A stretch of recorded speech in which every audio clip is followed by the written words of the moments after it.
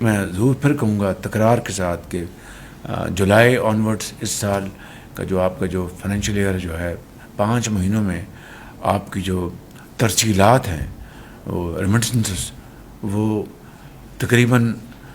15 ارب dollar ہیں، اور اگر یہی رفتار رہی تو سال پورے ہونے پر 35 ارب ڈالر کی یہ ہو جائے گی، جو کہ تاریخ میں یہ سب سے بڑا ریکارڈ ہوگا۔ اسی طریقے سے رائٹ سائزنگ اور ڈاؤن سائزنگ کے اوپر ہم بڑی تیزی سے کام کر رہے ہیں۔ ای گورننس میں باقی جو منسٹری ہیں جو پیچھے ہیں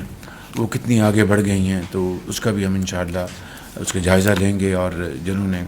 اس بارے میں بڑی محنت سے آگے بڑھے ہیں ان کو ہم پوری طرح انشاءاللہ ستائش کریں گے۔ پرائیویٹائزیشن کی میں نے کل بات کر لی،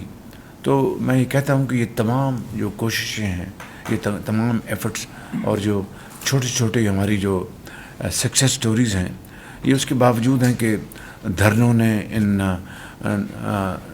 9 مہینوں میں ہماری معیشت کا